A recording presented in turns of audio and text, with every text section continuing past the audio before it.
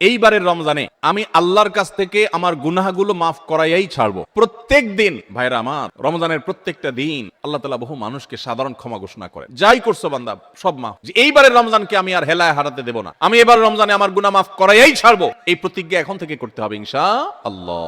ভাইরা আমার, দাঁড়ায় থাকা একজন মানুষ দ্রুততার সাথে হঠাৎ করে খুব জোরে দৌড় দেওয়া শুরু করতে পারে না। দাঁড়ানো থেকে আগে হাঁটা শুরু করে, এরপরে একটু গতি বাড়ায়, তারপরে অনেক স্পিড মানুষ দেয়। একটা গাড়ি যখন দাঁড়ানো থাকে, ওই দাঁড়ানো গাড়িটাকে হঠাৎ করে 100 মাইল স্পিডে চালানো যায় না। আগে 10, 20, 30 স্পিডে চালাইতে হয়, এরপর আস্তে আস্তে উঠাইতে 100, 150 পর্যন্ত উঠাইতে পারে। আপনি দাঁড়িয়ে আছেন, ইবাদত বন্দেগী করছেন না, অপেক্ষা করছেন রমাদান আসবে, তখন আপনি দিবেন দৌড়, একেবারে আমল করে শেষ করে ফেলবেন। যারা রমজানের চাঁদ উঠার জন্য অপেক্ষা করে, যে চাঁদ উঠলে কোরআন তেলাওয়াত শুরু করব, চাঁদ উঠলে জিকির আজকার শুরু করব, চাঁদ উঠলে দোয়া দরুদ শুরু করব, রোজা শুরু করব, নফল নামাজ শুরু করব, দান সাদেকা শুরু করব, এদের বেশিরভাগ মানুষের অবস্থা হলো রমজান দেখতে দেখতে চলে যায়, তার ইবাদত আর করা হয় না। এইজন্য রমজানের আগে থেকেই যে আমলগুলো আপনি রমাদানে করবেন তার রিহার্সেল করতে হয়, প্রস্তুতি নিতে হয়। তো যে প্রস্তুতিগুলো আমাদের রমাদানকে অর্থবহ করতে পারে, ইবাদত বন্দিগি দিয়ে সাজাতে পারি, আমরা সমৃদ্ধ করতে পারি, এবং যেই রমাদানটা আমার জীবনে যতগুলো রমজান আসছে তার মধ্যে এটা একটা স্পেশাল রমাদান হবে, এই রমজানকে আমি অন্য রমজান থেকে পার্থক্য করতে পারবো, এই রমাদান আমার জন্য অনেক তৃপ্তিদায়ক হবে, এই রমাদান যাওয়ার পরে আমার মনে হবে যে আলহামদুলিল্লাহ এই বছর আমি আল্লাহকে মন ভরে প্রাণ ভরে ইবাদত করতে পেরেছি, তাকওয়া চর্চা করতে পেরেছি, আমার ভালো লাগা কাজ করবে, আমার দিল গাওয়াহ এবং সাক্ষ্য দিবে। সেই রকম রমাদান কাটাতে হলে আপনাকে রমাদানের আগে থেকে অনেকগুলো প্রস্তুতি নিতে হবে। প্রস্তুতি নম্বর 1 নম্বর প্রস্তুতি হলো, আমাদের রমাদানের আগ পর্যন্ত, এই যে গত রমাদান থেকে এই রমাদান পর্যন্ত বা জীবনের শুরু থেকে এই পর্যন্ত যত পাপাচার আমরা করেছি, যত গুনাহ করেছি, যত অন্যায় করেছি, রমাদানে ইবাদত বন্দিগির প্রস্তুতির অংশ হিসাবে সেই গুনাহ এবং পাপাচারগুলো থেকে আল্লাহর কাছে মাপ চাইতে হবে, ইস্তেগফার করতে হবে, ক্ষমা প্রার্থনা করতে হবে, বলতে হবে মাবুদ আমি যে অপরাধী, আমি যে পাপিষ্ঠ, কত গুনাহ করেছি, কত অন্যায় করেছি, তোমার কাঠগড়ার আসামি আমার নামে বহু মামলা হয়ে আছে। এত অপরাধ করার পর রমাদানে যখন আল্লাহ তাআলা রহমত, বরকত, মাগফিরাত, নাজাত, বহুবিধ কল্যাণ তার বান্দাদেরকে দিবেন, পাপিষ্ঠরা তো সাধারণত আল্লাহর এই রহমতগুলো থেকে বঞ্চিত হয়। তো আল্লাহ আমার গুনাহ খাতাগুলো যেগুলো আগে ছিল সেগুলো সব মাফ করে আমার রমাদানে তোমার যে রহমত বরকত নাজিল হবে সেটার জন্য আমাকে একটু উপযোগী করে দাও, আমি যেন পাপিষ্ঠ হয়ে তোমার রহমত থেকে বঞ্চিত না হই। এখন থেকে সেই দোয়া করা, সেই চোখের পানি ফেলা, ইস্তেগফার করা, এটা রমজানের প্রস্তুতির অংশ। মক্কার ইমাম শেখ আব্দুর রহমান আস-সুদাইস হাফিজাহুল্লাহ, তার কাছে কিছু যুবক, সৌদিয়ান কিছু যুবক একবার যে বললেন যে আমরা প্রতি বছর রমজান আসার আগেই প্রস্তুতি নেই মানসিকভাবে, যে আমরা এবার রমাদানে অনেক ইবাদত বন্দেগী করব, কোরআনটা খতম দিব, 5 ওয়াক্ত নামাজ 1 ওয়াক্ত আমরা ছাড়বো না, রমজান আসলে আমরা অনেক ভালো ভালো কাজ করব, আমরা এগুলো পরিকল্পনা করি। কিন্তু দুঃখের বিষয় হলো দেখতে দেখতে রমজানটা চলে যায়, শেষের দিকে আফসোস হয় এবং একটু খারাপ লাগা কাজ করে, এবং দিন শেষে রমাদান পার হয়ে যায় এবং আমরা আবার অপেক্ষায় থাকি, ঠিক আছে তাহলে পরের বছর করব। এভাবে রমজানে আর ইবাদতের তৌফিক হয় না। এত চেষ্টা করি, এত নিয়ত করি, কিন্তু আসলে না ওই কোরআনটাও ভালো করে খতম দিতে পারি, খতম দিলেও কোনো রকম খতম হয়, সুন্দর করে পড়া হয় না, ধীরস্থিরতার সাথে তেলাওয়াত করা হয় না, নামাজটা ঠিক মতো পড়া হয় না, কোনো ফাঁক দিয়া তারাবি মিস হয়ে যায়, আমার গুনাহ হয়ে যায়। আমি ভালো থাকতে চাই কিন্তু রমাদান ইবাদত করার তৌফিকটা হয় না। কেনই অবস্থা হয় আপনি আমাদেরকে একটু নসিহত করেন।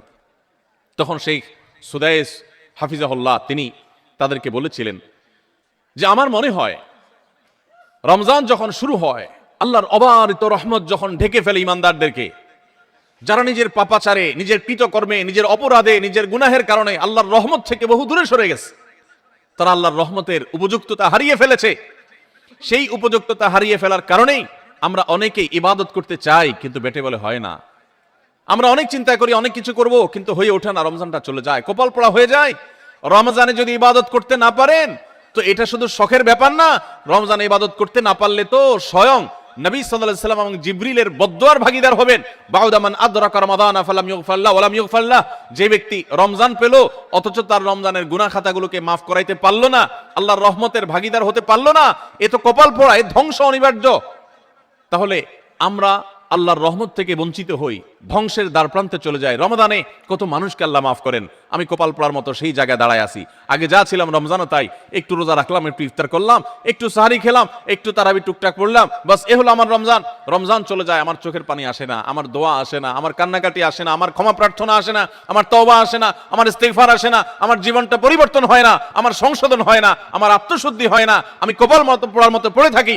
এর অন্যতম প্রধান কারণ হলো যে আমি সারা বছর পাপাচার করে আল্লাহর রহমত থেকে এত দূরে সরে গেছি যে রমাদানের আল্লাহর এই রহমতের উপযুক্ততা আমার হারিয়ে ফেলেছি। এই জন্য শেখ সুদেশ তাদেরকে বলেছিলেন, আমার মনে হয় আমাদের গুনাহ এবং পাপাচারের কারণে আল্লাহর রহমতের উপযুক্ততা আমরা নষ্ট করে ফেলেছি। এই জন্য রমজান আসার আগে প্রস্তুতি হিসাবে আমরা আল্লাহর কাছে চোখের পানি ফেলে দোয়া করে আগের সব গুনাহগুলো মাপ চেয়ে নেই যে আল্লাহ রমজানের রহমতের উপযুক্ত হওয়ার জন্য আমার পূর্বের সব গুনাহ মাফ করে দেন, আমার হালখাতা করে দেন। আমরা যেরকম দোকানদারদের কাছে পুরাতন বাকি সমস্ত টাকা পরিশোধ করে হালখাতা করলে নতুন করে আবার অনেক বাকি দেয় আমাদেরকে, আর আগের টাকা পরিশোধ না করলে নতুন বাকি দেয় না। তো আল্লাহর কাছে আগের গুনাহগুলো মাফ করে নিতে পারলে, মাফ করায় নিতে পারলে নতুন করে রহমতের উপযুক্ততা তৈরি হয়। এই জন্য রমজানের প্রস্তুতির অংশ হিসেবে প্রথম প্রস্তুতির কথা বলেছি, আল্লাহর কাছে আসুন নিজের কৃত পেছনের সমস্ত গুনাহ, সমস্ত খাতা, সমস্ত ভুল, সমস্ত বিচ্যুতি, সমস্ত ত্রুটি, সমস্ত পাপাচার, সমস্ত জুলুম, যত অন্যায় করেছি, চোখের গুনাহ করেছি, মুখের গুনাহ করেছি, মোবাইলে গুনাহ করেছি, ফেসবুক ইউটিউব মোবাইল করেছি, যত গুনাহ করেছি সমস্ত গুনাহ থেকে আল্লাহর কাছে মাফ চাই এবং দোয়া করি আল্লাহ তুমি সব গুনাহগুলো মাফ করো, তুমি আহকামুল হাকিমিন, তুমি গফুরুর রহিম, তুমি সবকিছু করতে পারো। রমজান আসছে, প্রতিবারই আমার রমজান দেখতে দেখতে চলে যায়, ইবাদত করতে পারি না, এবার আমি তোমার রহমত পেতে চাই মাবুদ, এই জন্য তুমি আমাকে মাফ করে দাও। এই জন্য প্রথম প্রস্তুতি হলো আল্লাহর কাছে তওবা ইস্তেগফার করে নিজের গুনাহগুলোকে ধুয়ে মুছে পরিষ্কার করে রমজানের জন্য রহমতের অপেক্ষা করা। চেষ্টা করবো না ইনশাআল্লাহ? আল্লাহ আমাদের সবাইকে, আমরা যারা আছি, যারা শুনছি, আল্লাহ আমাদের সবাইকে আপনি রমাদান আসার আগে আগে আমাদের গুনাহগুলোকে মাফ করে আপনার রহমত থেকে দূরে সরার মতো যে সমস্ত অপরাধ করে বসে আছি আল্লাহ সেগুলো থেকে আমাদের ফিরে আসার তৌফিক দেন এবং আমাদের গুনাহ খাতাগুলো মাফ করে দেন। ভাইরা আমার, তাহলে এক নম্বর প্রস্তুতির কথা বললাম, রমজানের প্রস্তুতির অংশ হিসাবে সকল গুনাহ খাতা থেকে আল্লাহর কাছ থেকে মাপ চেয়ে নিজের প্রোফাইলটাকে ক্লিন করে ফেলবো, সব পরিচ্ছন্ন করে ফেলবো, নতুন করে হালখাতা করে রমজানের জন্য শুরু করতে পারি। তাহলে দেখবেন ইবাদতের স্বাদ পাওয়া যাচ্ছে, ইবাদতের তৃপ্তি পাওয়া যাচ্ছে, ইবাদত করতে ভালো লাগার কাজ করছে। আল্লাহ আমাকে, আপনাকে, আমাদের সবাইকে সেই তৌফিক দান করুন। দ্বিতীয় যে করণীয় আছে রমজানের প্রস্তুতির অংশ হিসাবে, সেটা হলো রমজান মাসের যে ফজিলত এবং মর্যাদা আছে, রমজান মাসের রোজার যে মাসলা মাসাইল আছে, এগুলো এখন থেকে শেখা শুরু করতে হবে। তাহলে মানসিকভাবে আপনি প্রস্তুতি নিতে পারবেন যে রমজান আসছে। আপনি রমজান শুরু হওয়ার পরে যদি এবার মাসলা শেখা শুরু করেন তো শিখতে শিখতেই তো আপনার কয়েকদিন চলে যাবে, একটা মাস দেখতে দেখতে চলে যায়। এই জন্য রমজানের প্রস্তুতির অংশ হিসাবে এখন থেকে রমজানের কি মর্যাদা, রোজার কি মর্যাদা, মানুষকে ইফতার করালে কি লাভ, রমজান মাসে গুনাহ থেকে বেঁচে থাকার অপরিহার্যতাটা কি রয়েছে, রোজা রেখে যদি আমি গুনাহ করি তাহলে রোজার কোনো লাভ নেই, উপাস থাকার মতো, এগুলো আগে থেকে জানতে হবে, শিখতে হবে, বুঝতে হবে। রমজানের ফাজাইল এবং মাসাইল, রমজানের তাৎপর্য, মাহাত্ম্য, মর্যাদা কি সেগুলো জানবো এখন থেকে, এবং করণীয় কি সেগুলো আমরা ঠিক করব। আমাদের একটা বক্তব্য ইউটিউবে আছে, রমজানের 27টি স্পেশাল আমল, বিশেষ আমল, এগুলো রমজানের জন্য স্পেশাল। এই 27টি আমল প্রিন্ট করে বা হাতে কলমে কাগজে লিখে আপনি কোথাও টাঙায় রাখেন। এখন থেকে দেখা শুরু করেন যে 27টা আমলের সবগুলো আমি পুরো মাসব্যাপী করব, কোনটা আমি বাদ দিব না। এখন থেকে প্রস্তুতি নেন। আপনি রমজানের পরে যদি জানতে শুরু করেন তো জানতে জানতেই তো এক সপ্তাহ চলে যাবে, আর মানতে মানতে আরেক সপ্তাহ চলে যাবে, আপনি ইবাদত করে শান্তি পাবেন না। এই জন্য এখন থেকে রমাদানের মাসাইলগুলো, মাসলা মাসাইলগুলো, ফজিলতগুলো জানা শুরু করেন। ভাইরা আমার, যত ইবাদত আছে ইসলামে, আমার ক্ষুদ্র জ্ঞানে রমাদান এবং সিয়াম, রমজান মাস এবং সিয়াম, রোজা সম্পর্কে যত ফজিলত, যত মর্যাদা, যত মাহাত্ম্যের কথা আসছে, এত মাহাত্ম্যের কথা এতগুলো হাদিসে অন্য কোন আমলের ব্যাপারে আর বর্ণিত হয়েছে বলে আমার জানা নেই। এই জন্য রমাদান আসছে ভাই, জীবনে আরেকটি রমাদান আমি পাবো কোনো গ্যারান্টি নাই। কত মানুষ গত রমজানে ছিলেন, এই রমজানে তারা কবরের বাসী হয়ে গেছে। এই জন্য এই রমজানটা যেন সঠিকভাবে কাটাতে পারি, সেজন্য আগে থেকে, এখন থেকে রমজানের মাসলা মাসাইল জানবেন, সেরকম বই কিনবেন, রমজানের উপযোগী বই পুস্তক কিনবেন এবং ওরকম ওয়াজগুলো শুনবেন, আলেমদের কাছে বসবেন, মসজিদে আলোচনা শুরু হবে, রমজানের প্রস্তুতি শুরু হবে। আল্লাহ আমাদের সবাইকে তৌফিক দান করুন। আমাদের প্রতিজ্ঞা করতে হবে, নিয়ত করতে হবে, এইবারের রমজানে আমি আল্লাহর কাছ থেকে আমার গুনাহগুলো মাফ করাইয়াই ছাড়ব। প্রত্যেক দিন, ভাইরা আমার, রমজানের প্রত্যেকটা দিন আল্লাহ তাআলা বহু মানুষকে সাধারণ ক্ষমা ঘোষণা করেন। যাই করছো বান্দা সব মাফ, সাধারণ ক্ষমা ঘোষণা করেন কিছু মানুষকে। সেই সৌভাগ্যবান মানুষগুলোর কাতারে আমি ঢোকার জন্য চেষ্টা করবই করব, এই প্রতিজ্ঞা করা, এটা হলো প্রস্তুতির অংশ, যে এইবারের রমজানকে আমি আর হেলায় হারাতে দেব না। আমি এবার রমজানে আমার গুনাহ মাফ করাই ছাড়বো, এই প্রতিজ্ঞা এখন থেকে করতে হবে ইনশাআল্লাহ। প্রতিজ্ঞা করবেন তো ইনশাআল্লাহ, যে যেই কোনো কিছুর বিনিময়ে হোক আল্লাহর কাছ থেকে ক্ষমা আমি আদায় করেই ছাড়বো, আমি আল্লাহর কাছ থেকে ক্ষমা নিয়েই ছাড়বো। এখন আপনি বলতে পারেন যে ক্ষমা যে আমি পেয়েছি তার গ্যারান্টি কি, কিভাবে নিশ্চিত হব? ভাইরা আমার, কোন কোন সালাফ বলেছেন আমাদের দোয়া কোনটা আল্লাহর কাছে কবুল হয়েছে আর কোনটা কবুল হয়নি নিশ্চিত হওয়ার কোনো উপায় আছে কিনা। তো তারা বলেছেন যে যেই দোয়ার পর, যে কান্নাকাটির পর, যে প্রার্থনার পর, যে মুনাজাতের পর আপনার মানসিক প্রশান্তি অনুভব হয়, আপনার মনের মধ্যে এক ধরনের সুখ অনুভব হয়, তৃপ্তি অনুভব হয়, আপনার প্রশান্তির এক বাতাস বয়ে যায়, খুব ভালো লাগা কাজ করে যে আমি দোয়া করেছি, আল্লাহর কাছে চোখের পানি ফেলেছি, কান্নাকাটি করেছি, ভালো করে মনোযোগ দিয়ে দোয়া করতে পেরেছি, এরকম যদি তৃপ্তি অনুভব হয় তাহলে সুধারণা করতে পারেন যে আল্লাহ আপনার দোয়াটা কবুল করেছেন। তাহলে রমাদানের প্রস্তুতির অংশ হিসেবে আমরা আল্লাহ রাব্বুল আলামিনের মাগফিরাত এবারের রমজানে আদায় করেই ছাড়বো, এই প্রতিজ্ঞা এখন থেকে করতে হবে। সাধারণ নিয়ত না, প্রতিজ্ঞা, পাক্কা নিয়ত করতে হবে। চেষ্টা করবো না ইনশাআল্লাহ যে আমি আল্লাহর কাছ থেকে আমার গুনাহগুলোকে মাফ করাইয়াই ছাড়বো, যত ত্যাগ করা লাগে, যত স্যাক্রিফাইস করা লাগে করবো, তারপর আমি মাফ করাই ছাড়বো ইনশাআল্লাহ। চেষ্টা করা যাবে না? আল্লাহ আমাদের সবাইকে তৌফিক দান করুন। ভাইরা আমার, 4 নম্বর যে করণীয় আছে আমাদের রমজানের প্রস্তুতির অংশ হিসাবে, সেটা হলো যদি কারোর আগের রমজানের, গত বছরের রমজানের রোজা বাকি থাকে, হতে পারে কেউ অসুস্থ ছিলেন, এত বেশি অসুস্থ হয়ে পড়ছেন যে রোজা রাখতে পারেন নাই, ভাঙতি পড়ছে, অথবা মা বোনদের মাসিকের কারণে রোজা ভাঙতি পড়ে থাকতে পারে, সফরের কারণে রোজা ভাঙতি পড়ে থাকতে পারে, এই ভাঙতি রোজাগুলো এই বছরের রমজানের আগে আগে রেখে দিতে হবে। আমরা জানি আয়েশা রাদিয়াল্লাহু তাআলা আনহা তার ভাঙতি রোজাগুলো পরবর্তী রমজানের আগে আগে রেখে ফেলতেন। এই জন্য রমজানের রোজার প্রস্তুতির অংশ হিসাবে আগের কোনো ভাঙতি বা কাজা রোজা থাকলে এই রমজানের আগে আগে সেগুলো রেখে ফেলা উচিত এবং উত্তম। এটা রমজানের চতুর্থ প্রস্তুতি।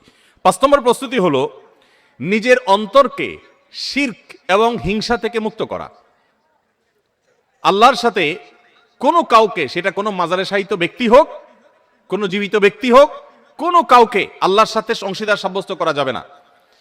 এই শিরক করা থেকে নিজেকে পরিচ্ছন্ন করতে হবে, তাওহীদটাকে স্ট্রং করতে হবে এবং নিজের অন্তরকে হিংসা, বিদ্বেষ, শত্রুতা এগুলো থেকে পরিচ্ছন্ন করতে হবে। আপনি যদি এগুলো থেকে পরিচ্ছন্ন করেন, এগুলো থেকে পরিষ্কার করেন অন্তরকে, তাহলে ইনশাআল্লাহ বিইذনিল্লাহ আল্লাহ তাআলা প্রতিদিন যে বহু মানুষকে সাধারণ ক্ষমা ঘোষণা করেন, আপনি আশা করতে পারেন যে আপনি সাধারণ ক্ষমার আওতায় পড়বেন। কারণ হাদিস থেকে আমরা জানি যে যারা শিরকের মধ্যে থাকে, যাদের অন্তরে মানুষের প্রতি হিংসা থাকে, শত্রুতা থাকে, তারা আল্লাহর সাধারণ ক্ষমা থেকে মাহরুম এবং বঞ্চিত থাকে।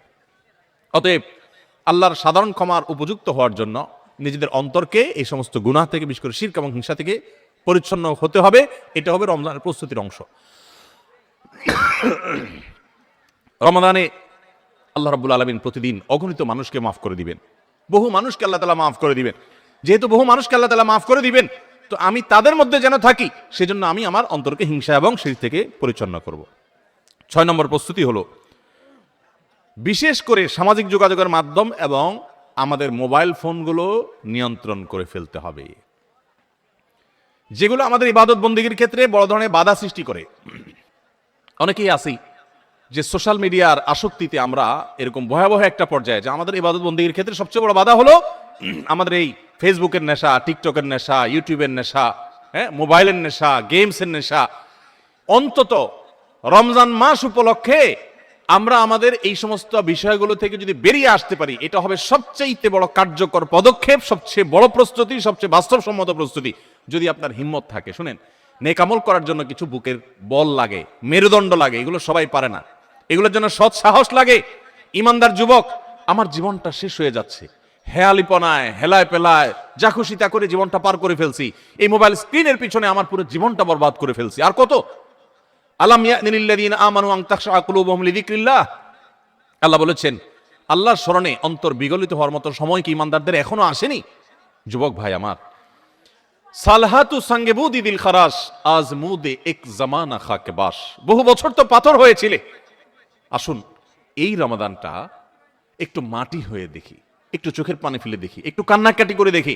সোশ্যাল মিডিয়ার মজা তো বহু লুটেছেন, এবার আসন্ন রমাদানকে কেন্দ্র করে আসুন সোশ্যাল মিডিয়া থেকে নিজের আইডি, নিজের প্রোফাইলটাকে ডিঅ্যাক্টিভ করে ফেলান। 1 মাসের জন্য, মরে যাবেন না, একটু কষ্ট হবে, বন্ধু বান্ধবের সাথে বিচ্ছিন্ন হয়ে যাবেন, কিচ্ছু আসবে যাবে না, আমি আল্লাহর শপথ করে বলতে পারি, যদি সৎ সাহস করে এগুলো ডিলিট করে ফেলতে পারেন, পুরো অ্যাপ আইডি যদি ডিঅ্যাক্টিভ করে ফেলতে পারেন, অ্যাক্টিভিটি যদি বন্ধ করে ফেলতে পারেন, একটা মাসের জন্য যদি আপনি নিয়ন্ত্রণ করতে পারেন নিজেকে, দেখবেন মাস শেষে আপনার অবর্ণনীয় এক তৃপ্তি এবং ভালো লাগা কাজ করছে।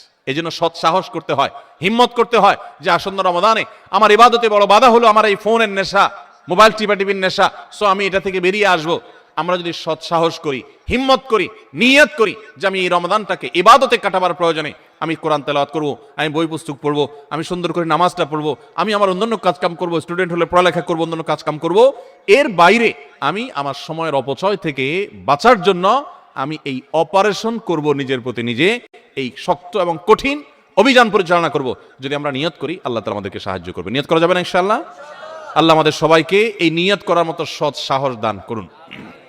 আমি সেই যুবক দেখার সৌভাগ্য অর্জন করেছি যেই যুবক রমাদানের শুরুতেই মোবাইল থেকে এরকম অ্যাপ ডিলিট করে ফেলে দেয়, ইবাদতের জন্য নিজেকে প্রস্তুত করে। ভাইরা আমার, বন্ধু বান্ধব অনেক কথা বলবে, হাসাহাসি করবে, কিয়ামতের ময়দানে এই হাসাহাসি করা মানুষগুলো আপনার কোনো কাজে আসবে না। আপনার আল্লাহর সামনে আপনাকে জবাবদিহি করতে হবে। রমাদান পেয়ে ইবাদত করতে পারলেন না, জবাবদিহি করা লাগবে। সো আমরা আমাদের ইবাদতে যে সমস্ত বাধা বিপত্তি আছে সেগুলো বিশেষ করে সোশ্যাল মিডিয়া এবং মোবাইল নিয়ন্ত্রণ করব ইনশাআল্লাহ, চেষ্টা করবো না ইনশাআল্লাহ। 7 নম্বর প্রস্তুতি হলো, গত বছর তার আগের বছর রমজানে আমি ইবাদত কেন করতে পারি না, কি কি সমস্যা ছিল। আমার অমুক দোস্তটা, ওর কারণে তারাবিটা পড়া হয় না, কারণ ও ওই টাইমে ফোন দেয়, আড্ডা মারতে বলে, অথবা তমুক কারণে আমার পড়ালেখাটা হয় না, অমুক নেশার কারণে হয় না। কি কারণে হয় না, প্রত্যেকেরটা আলাদা আলাদা। আমার গত রমজানে আমি কোরআনটা পুরো ভালো করে সুন্দর করে খতম দিতে পারি নাই কেন? শুরু তো করছিলাম কিন্তু শেষ করতে পারি নাই কেন? আমার গত রমজানে যে তারাবি কয়েকদিন মিস হয়েছিল, সেটা কেন মিস হয়েছিল? আমার গত রমজানে যে ভালো কাজগুলোর পরিকল্পনা ছিল সেগুলো কেন হয় নাই?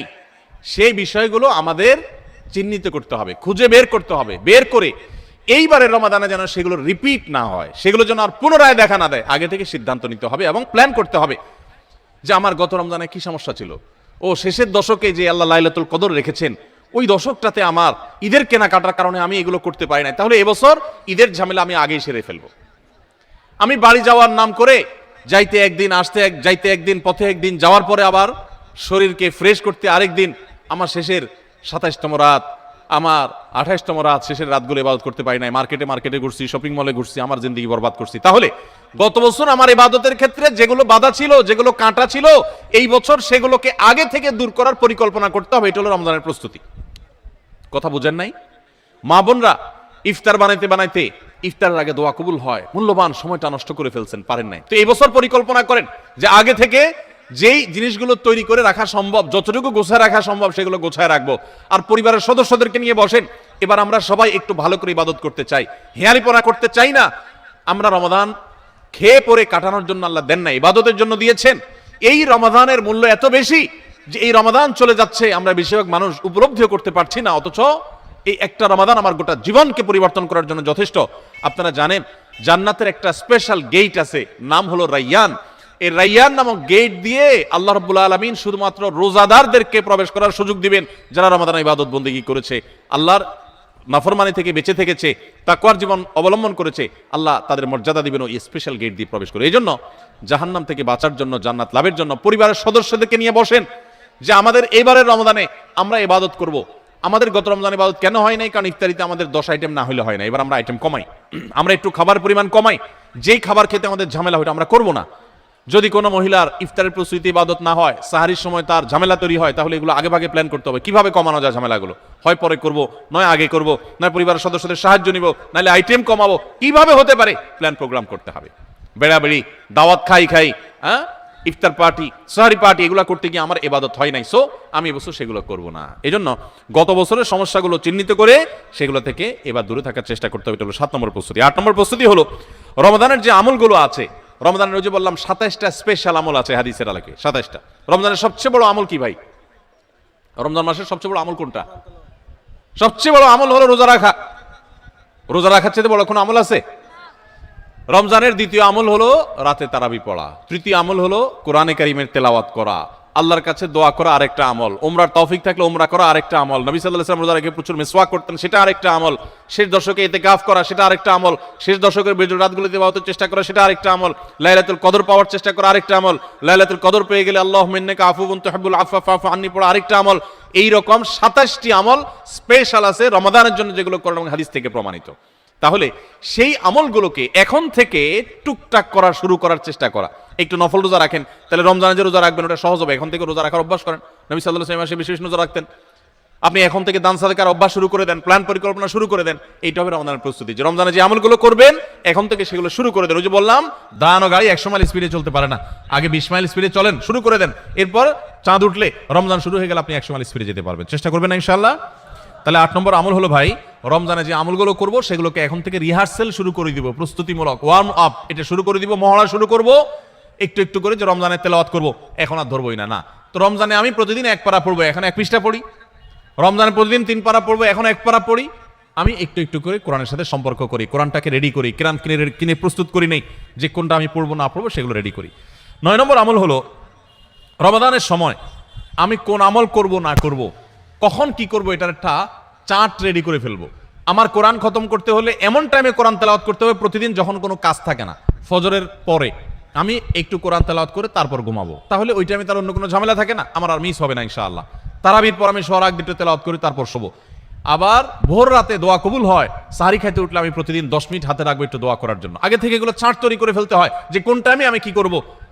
আমার প্রত্যেকটা বিষয়কে যদি এখন শিডিউলের মধ্যে নিয়ে আসতে পারি, ইনশাআল্লাহ রমাদানের যথাযথ প্রস্তুতি গ্রহণ করা হবে এবং দেখবেন আপনার রমাদানে অনেক অর্জন করার সুযোগ আপনি লাভ করেছেন। তাহলে 9 নম্বর প্রস্তুতি হলো চার্ট করা, শিডিউল করে ফেলা, পুরো রমজান মাস কিভাবে কাটাবেন তার সারাদিন সকাল থেকে রাত পর্যন্ত একেবারে পুরো শিডিউল। 10 নম্বর হলো, শাবান মাসের শেষ দিনে 29শে শাবান পশ্চিম আকাশে চাঁদ দেখবেন, এটাও রমজানের প্রস্তুতির অংশ। আমরা আমাদের ছোটবেলায় গ্রামে চাঁদ দেখেছি, এখন মানুষ চাঁদ দেখে না, দেখে চাঁদ আকাশে দেখে না, চাঁদ এখন মোবাইলে খোঁজে। কোথায় খোঁজে? মাগরিবের পরেই মোবাইল হাতানো শুরু করে দেয়, এই রমজানের চাঁদ দেখা গেছে, ঈদের চাঁদ দেখা গেছে কিনা, চাঁদ দেখা কমিটি কি বলছে, ফেসবুকে নিউজ আসছে কিনা দেখো। চাঁদ তালাশ করার কথা আকাশে, সেখানে চাঁদ তালাশ করি আমরা কোথায়? মোবাইলে। চাঁদ দেখা কমিটি যে চাঁদ দেখার ঘোষণা দিবে, তাদের কাছে তো আসমান থেকে ফেরেশতা নাজিল হবে না যে ওইটা শুনে তারা ঘোষণা দিবে।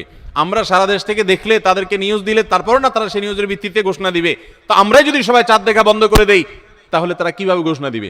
এই জন্য দেখবেন চাঁদ দেখা কমিটি বেচারারা ঘোষণা দিতে দিতে কোনো বছর রাত 10টা 11টা 12টা বাজায় দেয়, সাদে বাজায়, কারণ আমরা তো তাদেরকে সাহায্য করি না। মনে রাখবেন, রমজানের চাঁদ অন্য যে কোনো আরবি হিজরি মাসের চাঁদ যদি আপনি খোঁজেন পশ্চিম আকাশে, দেখেন আর না দেখেন, আপনি একটু তালাশ করেন, চেষ্টা করেন। যদি চাঁদ দেখার চেষ্টা করেন, তাহলে আপনি চেষ্টা করার কারণে সওয়াব পাবেন, সুন্নাত একটা জিন্দা করার সওয়াব পাবেন। আর চাঁদ যদি দেখতে পান তাহলে দোয়া পড়বেন, আল্লাহুম্মা আহিল্লাহু আলাইনা বিল ইয়ুমনি ওয়াল ঈমান ওয়াস সালামাতি ওয়াল ইসলাম রব্বি ওয়া রাব্বুকাল্লাহ। হে চাঁদ, হে আল্লাহ, আমি তোমার কাছে এই চাঁদ, এই চাঁদের মাসটা, এই মাসটা আমি বরকতময় মাস হিসাবে তোমার কাছে চাই। ঈমানের সাথে যেন থাকতে পারি, শান্তি নিরাপত্তার সাথে থাকতে পারি, ইসলামের সাথে থাকতে পারি। এরপর চাঁদকে লক্ষ্য করে বলা, হে চাঁদ, তোমার এবং আমার সৃষ্টিকর্তা এক আল্লাহ, তোমারও রব আল্লাহ, আমারও সৃষ্টিকর্তা আল্লাহ। তো এই দোয়া পড়া সুন্নাত। যদি চাঁদ দেখতে পান দোয়া পড়বেন, আর না দেখতে পারলে চেষ্টাটা করবেন, তাও সওয়াব পাবেন। এই জন্য শাবানের 29 তারিখে পশ্চিম আকাশে চাঁদ তালাশ করবো তো ইনশাআল্লাহ। এগুলো এখন বিদায় হয়ে গেছে, চাঁদ তালাশ করা। চাঁদ তালাশ করা একটা বিলুপ্ত সুন্নাহ, এই সুন্নাহ জিন্দা করার চেষ্টা করবেন। রাস্তা বের হয়ে পশ্চিম আকাশে তাকাবেন, তাহলে এটা হবে রমজানের প্রস্তুতির একটি বিষয়। 10 নম্বর প্রস্তুতি হলো শাবান মাসে চাঁদ দেখা। আর 11 নম্বর এবং সর্বশেষ প্রস্তুতি হলো আল্লাহর কাছে ইবাদতের জন্য দোয়া করতে হয়। আমাদের পরিকল্পনা আমরা করতে পারি, কিন্তু তৌফিকটা আসলে আল্লাহ দিবেন। এই জন্য আমার পরিকল্পনাগুলো করে আমি বলবো, আল্লাহ আমি চার্টও তৈরি করেছি, রমজানে মাসালা জানার জন্য বইও কিনেছি, আমি কোরআনও তো রেডি করেছি, তেলাওয়াতও শুরু করে দিয়েছি, টুকটাক নফল রোজা রেখে আমার প্রস্তুতিও শুরু করে দিয়েছি। আমি আমার জায়গা থেকে যা করতে পারার আমি করছি। মাবুদ, এবারে রমজানটাতে তুমি আমার একটু ইবাদত করার তৌফিক দিও। ভাইরা আমার, আপনারা অনেকেই অনেক স্বাদ জীবনে আস্বাদন করেছেন, আড্ডা মেরে বন্ধু বান্ধবের সাথে একান্তে কাটিয়ে বিভিন্ন রকমের কাজ করে মজা অনেক লুটেছেন। আল্লাহর শপথ, রমজানটাতে যদি আপনি ইবাদত করে কাটাতে পারেন, রাতভর একটু চোখের পানি ফেলে তাহাজ্জুদের সময় সাহারি খাওয়ার পর 10টা মিনিটে যদি একটু কাঁদতে পারেন, আল্লাহর কাছে মাপ চাইতে পারেন, আপনার কাছে পৃথিবীর যে কোনো কিছু তৃপ্তির চাইতে অনেক বেশি তৃপ্তিদায়ক হবে এই আল্লাহর কাছে একান্ত মুহূর্তে কান্নাকাটি করা, দোয়া করা, ইবাদত করা, ইস্তেগফার করা, আমলে মশগুল থাকা। আপনি সেই জিনিসটা করার পরিকল্পনা এই বছর রমাদানে নেন। চেষ্টা করা যাবে না ইনশাআল্লাহ? ভাইরা আমার, সেজন্য আল্লাহর কাছে দোয়া করতে হবে, আল্লাহ আমি আমার চেষ্টা যা নেওয়ার, প্রস্তুতি যা নেওয়ার আমি নিয়েছি, চেষ্টা করেছি, মাবুদ তুমি এবার আমাকে তৌফিক দিও। নবী সাল্লাল্লাহু আলাইহি ওয়াসাল্লাম প্রত্যেক নামাজের পরে দোয়া করতেন, আল্লাহুম্মা আইন্নি আলা যিকরিকা ওয়া শুকরিকা ওয়া হুসনি ইবাদাতিক। ও আল্লাহ, তোমার কাছে আমি সাহায্য চাই যেন তোমার সুন্দর করে ইবাদত করতে পারি, যেন তোমার স্মরণ আমি সুন্দর মতো করতে পারি, হ্যাঁ, তোমার কৃতজ্ঞতা শুকরিয়া যেন আদায় করতে পারি, সেই তৌফিক তুমি দাও। আল্লাহর কাছে তৌফিক চাইতে হয়। এই জন্য ভাইরা, রমাদানের সর্বশেষ এবং একাদশতম প্রস্তুতি বলেছি, আল্লাহর কাছে দোয়া চেয়ে নিতে হবে যে আল্লাহ তুমি আমাকে তৌফিক দিও। আল্লাহ তাআলা আমাদের সবাইকে রমাদানের এই সবগুলো প্রস্তুতি যথাযথভাবে করে আসন্ন রমাদানকে আমাদের জীবনে এক ব্যতিক্রমী রমাদান, সার্থক রমাদান, সফল রমাদান, তৃপ্তিদায়ক রমাদান এবং জান্নাত কামানো রমাদান, মাগফিরাত লাভ করা রমাদান হিসাবে কাটাবার তৌফিক নসিব করুন। খুব দোয়া করব দিল থেকে ভাই, খুব দোয়া করব, খুব চোখের পানি ফেলবো যে আল্লাহ রমাদানে যদি ক্ষমা না পাই তাহলে তোমার ফেরেশতার বদদোয়া, তোমার নবীর বদদোয়ার ভাগীদার হইতে হবে। এর চাইতে বড় হতভাগা আর কেউ নেই যে রমজান পাওয়ার পরও ক্ষমা পায় নাই, রমজান পাওয়ার পরও পাঁচ ওয়াক্ত নামাজ ধরতে পারে নাই, রমজান পাওয়ার পরও কোরআন ধরতে পারে নাই, রমজান পাওয়ার পরও তার জীবনে পরিবর্তন হয় নাই, তাকওয়া শুরু করতে পারে নাই। এর চাইতে হতভাগা, এর চাইতে কপাল পোড়া আল্লাহর জমিনে আরেকটা নেই ভাইরা আমার। সেজন্য এবারের রমাদানটাকে আমরা একটু নড়ে চড়ে বসে ভিন্নভাবে কাটাবার চেষ্টা করি। আল্লাহ হে আরশে আজিমের মালিক, আপনি আমাদের সবাইকে তৌফিক দান করেন। আমরা চেষ্টা করবো না ইনশাআল্লাহ ভাই রমাদানকে সুন্দরভাবে কাটাবার জন্য এখন থেকে প্রস্তুতি নিব না ইনশাআল্লাহ? আমি এক নজরে আবারও আপনাদেরকে এই 11টা প্রস্তুতির কথা বলে দিচ্ছি। সর্বপ্রথম প্রস্তুতি হলো রমাদানে যেন আমি ইবাদতের তৌফিক আল্লাহর কাছ থেকে পাই, রহমত যেন পাই, সেজন্য আমার পেছনের গুনাহগুলো থেকে আল্লাহর কাছ থেকে মাফ চেয়ে নিব। রমজানের প্রস্তুতির অংশ হিসাবে আগেরগুলো মাফ চাই নিব, আল্লাহ আমাকে মাফ করে দাও। বেশি বেশি ইস্তিগফার পড়বো, সাইয়্যিদুল ইস্তিগফার পড়তে পারি, আল্লাহুম্মা আনতা রাব্বি লা ইলাহা ইল্লা আনত। আল্লাহ আপনি আমার রব, আপনি ছাড়া সত্যিকারের কোনো মাবুদ নাই। খালাকতানি, আপনি আমাকে সৃষ্টি করেছেন, ওয়া আনা আবদুক, আমি আপনার গোলাম, ওয়া আনা আলা আহদিকা ওয়া ওয়াদিকা মাস্তাতাতু, যতটুকু পেরেছি আল্লাহ আপনার সাথে কৃত অঙ্গীকার আর ওয়াদাকে রক্ষা করার চেষ্টা করেছি। আউযু বিকা মিন শাররি মা সানাত, আল্লাহ আমি যে সমস্ত অপকর্ম নিজে করেছি আমি আপনার কাছে পানা চাই সেগুলোর ক্ষতি থেকে, এগুলোর কারণে যেন আমি বঞ্চিত না থাকি, রমাদানে কপাল পোড়াদের কাতারে যেন শামিল না হই, আমি যেন তৌফিক পাই। আউযু বিকা মিন শাররি মা সানাত, আবু লাকা বিনিআমাতিকা আলাই, আল্লাহ যত নিয়ামত আপনি দিয়েছেন আমি স্বীকার করি। ওয়া আবু লাকা বিযামবি, আমি যত পাপাচার করেছি মাবুদ আমি স্বীকার করি। ফাগফিরলি ফাইন্নাহু লা ইয়াগফিরুয যুনুবা ইল্লা আনতা, মালিক আপনি ছাড়া আর কেউ পাপাচার মাফ করতে পারে না, ইখতিয়ার কারণ নাই, আপনি একটু মাফ করে দেন। আল্লাহর কাছে মাফ চাইবো, মাফ চেয়ে রমজানের জন্য প্রস্তুতি নিব, চেষ্টা করবো তো ইনশাআল্লাহ। নাম্বার 2, রমজানের ফাজাইল, মাসাইল, মাহাত্ম্য, মর্যাদা, মাসলা মাসাইল এগুলো জানার জন্য এখন থেকে সেরকম বই পুস্তক কিনে পড়া শুরু করে দিব, ওইরকম আলোচনা শোনা শুরু করে দিব, জ্ঞান অর্জন করা শুরু করবো রমজান সংক্রান্ত। এটা দ্বিতীয় প্রস্তুতি। 3 নম্বর হলো আল্লাহর কাছে এইবারের রমজানে আমি মাগফিরাত এবং নাজাত পেতে চাই, ক্ষমা পেতে চাই, আল্লাহর রহমত পেতে চাই। এই জন্য দৃঢ় প্রতিজ্ঞা করব যে এবার আমি কিছু একটা করবো ইনশাআল্লাহ, এবং এটা সারাক্ষণ নিজেকে কল্পনা করতে থাকা, প্রস্তুত করতে থাকা মানসিকভাবে। নাম্বার 4 নম্বর প্রস্তুতি হলো আগের বছরে কোনো রোজা ভাঙতে থাকলে সেগুলো আদায় করে ফেলা। 5 নম্বর প্রস্তুতি হলো নিজের অন্তরকে শিরক এবং হিংসা, বিদ্বেষ, শত্রুতা এগুলো থেকে পরিচ্ছন্ন করা। কারো প্রতি দুঃখ আছে, হিংসা আছে, দুঃখটা হিংসার লেভেলে চলে গেছে, তো আপনি সেই হিংসাটা দূর করে ফেলান, সবাইকে মাফ করে দেন, ফ্রেশ হয়ে যান, কারণ রমজান আসছে। সাধারণ ক্ষমা ঘোষণা যখন করা হবে তখন কিন্তু কপাল পোড়ারা, হিংসুকরা পাবে না মাফ। এই জন্য কারোর প্রতি হিংসা রাখেন না, কারোর অকল্যাণ চায়েন না, সবার কল্যাণ কামনা করেন, মনটাকে উদার করে দেন, বড় করে দেন, এটা আপনি সুস্থ থাকতে পারবেন। আর শিরক থেকে নিজেকে বাঁচিয়ে রাখেন, ইনশাআল্লাহ রমজানের সাধারণ ক্ষমার মধ্যে পড়বেন। এটা রমজানের প্রস্তুতির অংশ যে শিরক এবং হিংসা থেকে নিজেকে পরিচ্ছন্ন করলেন। 5 নম্বর প্রস্তুতি। 6 নম্বর প্রস্তুতি হলো সোশ্যাল মিডিয়া, ফেসবুক ইত্যাদি নেশা এবং স্মার্টফোন পারলে গলা চিপে বন্ধ করে ফেলান। 1 মাসের জন্য বাটন ফোনে চলে যান অন্তত, এবং আইডি ডিঅ্যাক্টিভ করে ফেলান। একটু হিম্মত করেন, সৎ সাহস করেন, মরে যাবেন না। একটু কষ্ট হবে, এতটুকু কষ্ট যদি না করেন কোন মুখে আল্লাহর কাছে আপনি জান্নাতের দাবি করবেন? একটু সোশ্যাল মিডিয়াকে 1 মাসের জন্য নিয়ন্ত্রণ করার যদি নিয়ত করতে না পারেন, আল্লাহর কাছে কোন মুখে জান্নাতের আশা করবেন, দাবি করবেন? এই জন্য 6 নম্বর প্রস্তুতি হলো যেই বিষয়গুলো আমার ইবাদতে ব্যাঘাত সৃষ্টি করে, অর্থাৎ এই সোশ্যাল মিডিয়া ইত্যাদি, এগুলোকে নিয়ন্ত্রণ করে ফেলা। 7 নম্বর হলো গত বছর রমজানে বা তার আগের বছরগুলোতে রমজানে আমার ইবাদতে যেসব বাধা ছিল, যাদের কারণে সমস্যা হয়েছে, ওই বন্ধুই আমার বন্ধুত্বের তালিকা থেকে বাদ দিয়ে ফেলতে হবে, ওই সার্কেল আমি ছেড়ে দিতে হবে, ওই আড্ডা আমার ছেড়ে দিতে হবে, ওই কাজ আমার ছেড়ে দিতে হবে, যেই কাজের কারণে আমার রমজানে ইবাদত হয় না, ওই কাজে আমি করব না। 1 মাসের জন্য নিজেকে স্যাক্রিফাইস করতে হবে। এটা রমজানের প্রস্তুতি, এখন থেকে প্ল্যান করে এগুলো বাদ দিতে হবে। এবং 8 নম্বর হলো যে রমজানের যে আমলগুলো আছে সেগুলো এখন থেকে একটু একটু করে শুরু করা। কোরআন তেলাওয়াত এখন থেকে শুরু করে দেন, রোজা এখন থেকে, নফল রোজা শুরু করে দেন, এখন থেকে তাসবিহ তেলাওয়াত শুরু করে দেন, এখন থেকে দোয়া দুরূদ শুরু করে দেন, তাহলে রমজানে বেশি করে করতে পারবেন। আর যদি তখন করবেন বসে থাকেন, করা আর হবে না। 9 নম্বর প্রস্তুতি হলো যে রমজানে সকাল থেকে রাত পর্যন্ত কিভাবে সময় কাটাবেন, এটার জন্য এখন থেকে রুটিন তৈরি করে ফেলান, রুটিন, এবং সেই রুটিনটা টাঙ্গায় ফেলান, এই রুটিন অনুযায়ী চলবো, এখন থেকে প্ল্যান করে ফেলান। 10 নম্বর হলো শাবানের শেষ দিন 29শে শাবান পশ্চিম আকাশে একটু চাঁদ তালাশ করেন, দেখেন কিনা, রমজানের প্রস্তুতির অংশ হিসাবে। আর 11 নম্বর সর্বশেষ প্রস্তুতি হলো আল্লাহর কাছে দোয়া করবেন, আমরা সবাই দোয়া করব আল্লাহ যেন আমাদেরকে রমজান মাসটিকে যথাযথভাবে কাটানোর তৌফিক দান করে। চেষ্টা করবো না ইনশাআল্লাহ?